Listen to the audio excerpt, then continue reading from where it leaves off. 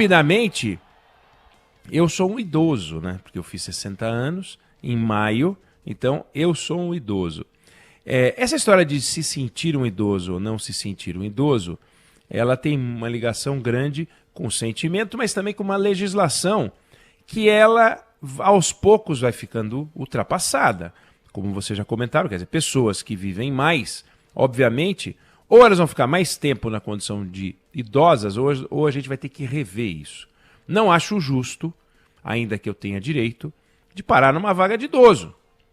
Não acho justo, mas tenho o direito de usar a fila preferencial para embarque no supermercado, nos correios, seja lá onde for. Tenho direito, pela minha idade. Mas, a rigor, tem gente que precisa mais. Então, se eu estou na fila e tem uma pessoa mais velha do que eu, a gente teria que ter, como falaram, aí a quarta idade. Será que é isso? É disso que a gente precisa, né? Claro que o corpo dá sinais. É evidente. Ontem eu estava entrevado com a minha coluna. Eu estava com a lombar pegando. Eu fui fazer o Band de Eleições. Fui fazer fisioterapia antes do Band de Eleições. Estava lá todo atrapalhado. Mas tem gente que tem problema na lombar com 30, com 20, com 40 e tal. Mas acho que a gente tem que discutir. Porque a sociedade inteira paga. Se todo mundo está vivendo mais e está vivendo melhor, porque a saúde melhorou, de uma forma geral, a sociedade tem que se reorganizar para que as filas diminuam. Então, o número de pessoas com direito a acesso preferencial tem que começar a mexer para 65, 66, 67. De alguma maneira, isso vai ter que mudar, ainda que eu já seja, como falei, beneficiário disso. Eu tenho esse direito. Mas, posto isso, eu queria tratar de um assunto que está pegando, vai pegar, vai dar o que falar, que é a discussão forte, grande, a gente já falou disso na semana passada, acho que a gente vai ter que falar disso outras vezes, que é a discussão sobre as bets. É impressionante como a gente vê a forma como o Estado se organiza. A sociedade, ela tem aulas e tem lições para dar para o Estado, mas é o Estado que quer o tempo inteiro ficar dando aulas e lições para a sociedade. Há mais de 15 anos, o Conselho Nacional de Autorregulamentação Publicitária definiu um conjunto de regras para a propaganda de bebidas alcoólicas, né? Então, as propagandas de bebidas alcoólicas, já há esse tempo todo, não podem ser... elas têm que proteger as crianças e os adolescentes. O CONAR, que é esse conselho, definiu que elas não podem ter apelo sensual, que os vídeos, que os áudios, que as referências não podem sugerir que as bebidas estão sendo ingeridas, não pode associar o consumo de bebida à maturidade, à coragem, enfim, sedução. As peças têm que sempre colocar uma advertência do tipo beba com moderação, esse produto é destinado a adultos, quem bebe menos se diverte mais, direção responsável, né? Se beber, não dirija. Essas embalagens têm que ressaltar que são produtos indicados só para maiores de 18 anos, enfim, uma lista de orientações autorregulamentadas para que as bebidas possam circular na sociedade com alguma organização. Você precisa ter multa, como a gente tem as blitz. Esse final de semana eu passei 2 vezes por uma blitz. E todas as pessoas que passaram numa das blitz em que eu estava, e eu também, tiveram que assoprar um pré-aparelho lá, que você assopra de longe, se dá verde segue, se dá vermelho aí sim você vai fazer o teste do bafômetro. É multa, é blitz, é orientação, mas não é proibição. Tudo aquilo que é proibido tem que ser o que é ilegal. Então você tem as drogas, elas são ilegais, elas são proibidas. Então você coloca a Polícia Federal, você coloca a Receita Federal, você coloca o aparato, o aparelho do Estado para poder ir para cima daquilo que é ilegal. né? O contrabando, a falsificação, quando se trata de produtos, golpes, e o que mais tem hoje em dia são golpes de todas as áreas. O resto, aquilo que é legal, tem que ser regulamentado, evidente, acabei de citar o exemplo das bebidas, mas a gente não pode, de forma alguma, criminalizar aquilo que não é criminoso. Você vê que se descobriu em São Paulo que certas empresas de ônibus, pelo menos 2 empresas de ônibus, tinham ligação, alguma forma de ligação com o crime organizado. Isso não significa que o transporte coletivo vai ser criminalizado. Você encontra quem está no crime, você vai lá, caça o direito, o resto funciona direito. Então, vamos para as bets. Existem as bets, as casas de apostas, existem casas de apostas que não vão poder funcionar porque funcionam de maneira irregular. Todas essas que funcionam de maneira irregular têm que ser ceifadas. E o ministro da Fazenda já falou sobre isso. Mas aí vem o ministro da Fazenda e diz que vai fazer uma reunião com a Associação Brasileira das Emissoras de Rádio e TV, que é a ABERT, para discutir a publicidade esportiva para evitar o que ele chamou de assédio televisivo. Junta com isso a decisão de um projeto de lei da presidente do PT, Gleisi Hoffmann, para proibir a publicidade de bets. E aí a gente vai para aquilo que é o governo confundindo atribuições. O governo não é o Estado não é o governo. O ministro da Fazenda não tem nada que se meter com publicidade. Nada que se meter com publicidade. Mas essa vontade estatizante, intervencionista, está na alma desse governo. Está na alma dos representantes desse governo. Parece até, e acredito que muitos deles pensem assim, talvez seja o caso de Gleisi Hoffmann, talvez seja o caso de Fernando Haddad, talvez seja o caso do presidente Lula, que o país ideal é aquele país onde a publicidade é só a publicidade de governo, sabe?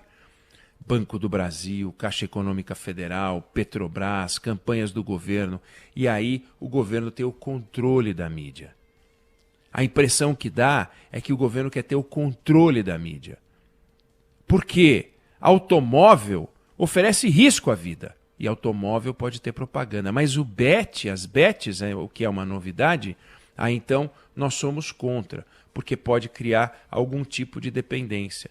A sociedade não tem o direito de cuidar da sua vida. Precisamos cuidar da vida das pessoas. Na hora em que tem uma campanha eleitoral, a gente é obrigado a consumir aquela propaganda repleta de mentiras que o CONAR deveria poder ter o direito de tirar do ar, que o Tribunal Superior Eleitoral deveria tirar do ar, porque são todos mentirosos, sem exceção, bando de mentirosos. Não apresentam o produto chamado político na sua completude. Sempre tem a mentira, a empulhação, a enganação, o ataque gratuito, naquelas campanhas horrorosas. Os estados, os municípios e o país onde vivem os candidatos, ou é um inferno, porque eles são de oposição e vai se tornar céu quando eles forem eleitos, ou é um céu se eles forem candidatos à reeleição ou apoiados pelo incumbente. E aí é um espetáculo. É um país que não existe. Nem o país infernal que descrevem, nem o país celeste. Nenhum dos dois existe. Mas essas campanhas, eu não vejo Fernando Haddad condenar, presidente Lula, até porque são eles os candidatos sempre. Então as campanhas de Fernando Haddad, as campanhas de Luiz Inácio Lula da Silva, de Jair Bolsonaro, todos esses caras, Geraldo Alckmin, né? Toda essa turma que faz campanha, a gente vê um festival de mentiras. Essa propaganda eles querem.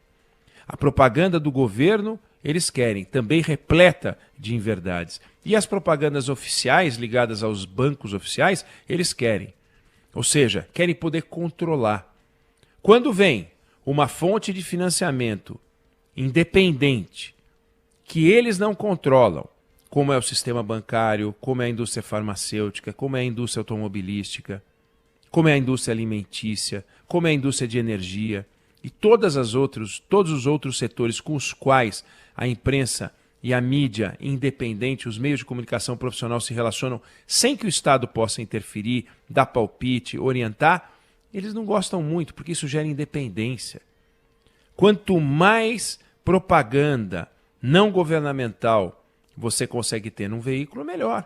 Não é fácil, é difícil, é complexo, é um mercado complicado, o mercado de publicidade é muito difícil, mas nos Estados Unidos esse debate já aconteceu há muito tempo e entendem desde os anos 80, por decisão que foi parar até na Suprema Corte, que existem sim restrições ao discurso comercial. Eu não estou falando de liberdade de expressão, estou falando sobre o discurso comercial. Agora, uma das razões para que o discurso comercial seja cerceado é se as autoridades encontram no discurso algo que é enganoso ou oferece atividade ilegal. O que é enganoso? Enganoso é você fazer uma propaganda dizendo que se você jogar você vai ganhar. Aí é mentira, porque não tem sentido. Se é um jogo, você tem a chance de ganhar, mas você não irá ganhar. Você poderá ganhar. Se houver alguém oferecendo um jogo que você irá ganhar, isso é uma propaganda enganosa. Essa propaganda enganosa tem que ser punida, como aliás tem legislação farta no Brasil para isso. Propaganda enganosa. Agora, tirando a ilegalidade, a propaganda enganosa, o jogo, ou ele é liberado e pode ser divulgado, ou então ele não pode ser liberado. Agora, é evidente que as pessoas têm o direito de jogar, é evidente que as pessoas têm o direito de se divertir. O que não se pode aceitar é que o jogo seja apresentado como uma forma de investimento, porque ele não é. Nem os jogos oficiais da Caixa Econômica Federal, que fazem propaganda. Então, isso você não pode aceitar isso como uma verdade. Você joga e você ganha. Você joga e você pode ganhar. O jogo é em si uma atividade lúdica. A partir do momento em que se torna um vício, aí nós temos um problema. Agora, não se pode partir do princípio que o jogo é igual a vício. Todo mundo que joga é viciado. Todo mundo que bebe é dependente químico. Isso não existe. Isso é uma visão paternalista. É uma visão, eu não vou dizer ultrapassada, porque se fosse ultrapassada, ninguém estaria discutindo, pois está discutindo. Mas é uma visão estatizante, paternalista, que parte do princípio que a sociedade não tem capacidade de tomar suas decisões. É um Brasil do qual a gente tem que escapar. Nós não podemos aceitar isso. O Brasil autoritário, o Brasil estatal. Nós vivemos isso durante 20 anos no regime militar. E outros países que viveram e conheceram modelos que o PT admira, também conheceram ou conhecem até hoje o autoritarismo, que começa no discurso da proteção à sociedade e termina no Nicolás Maduro, controlando tudo. Controlando o que você bebe, controlando hoje o que você bebe, controlando se você joga, daqui a pouco controlando o que você lê, o que você escuta, o que você assiste. Esse controle não pode passar. E é sempre pelas bordas, é sempre pelas beiradas, é tentando tomar a sopa fria do autoritarismo que se vai ao meio do prato. E é isso que a gente está vendo num discurso aparentemente cuidadoso, preocupado, comprometido com a sociedade, atento às necessidades que o país precisa. Precisa quem é que pediu? Quem é que deu esse poder ao Estado? Não está na Constituição, não está no mandato recebido pelo presidente Lula, por este governo ou por qualquer governador ou prefeito desse país. A liberdade está acima de tudo. Não é a liberdade de que falam os bolsonaristas autoritários, não. Não é a liberdade de que se apropriam como argumento a direita golpista.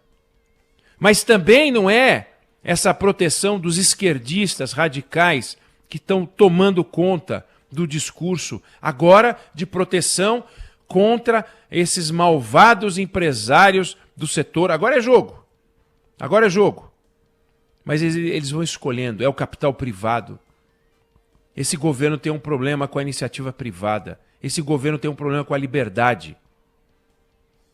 E é isso que a gente está vendo nessa discussão. Não se engane, eles não estão defendendo o seu interesse. Se eles defendessem o seu interesse, não subiriam a carga tributária como sobem. Se eles defendessem o seu interesse, diminuiriam a dívida pública. Se eles defendessem o seu interesse, lutariam por reduzir despesas do Estado, coisa que não fazem. E aí, sob o argumento, eles querem o dinheiro das bets, dos impostos, eles querem o dinheiro de todos eles. Me dá o dinheiro das bets, me dá o dinheiro do sistema farmacêutico, me dá o dinheiro do sistema bancário, me dá o dinheiro, mas eu vou regular e não vou permitir quase nada para vocês. Eu vou dar migalhas. Esse governo a gente precisa ficar de olho nele. Porque bobeou, resvala para o autoritarismo sob o argumento de que está nos protegendo. Eu não quero ser protegido, não. Eu não quero ser protegido, eu não quero ser importunado. Eu quero tocar minha vida com liberdade. Eu assumo as minhas responsabilidades, eu luto pelos meus direitos e, sim, cumpro as minhas obrigações. É o que você tem que fazer. Agora, não é o governo que vai dizer o que eu posso e o que eu não posso fazer. Tem que lutar contra isso. Eu tenho que pagar os impostos. Pago. Tenho o direito de lutar contra os impostos absurdos que esse governo cobra e mantém e diz que, afinal, temos responsabilidades, temos compromissos. Cadê a lista? Cadê o programa desse governo? Então, não aceite menos do que a sua liberdade. Eu não sei se você concorda ou discorda, mas essa é a opinião que eu tenho sobre o assunto.